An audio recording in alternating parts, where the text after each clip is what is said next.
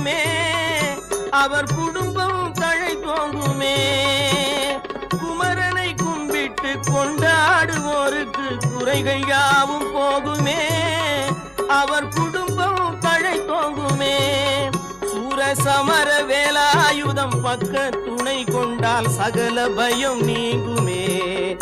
ஐயன் முருகனை கூப்பிட்டு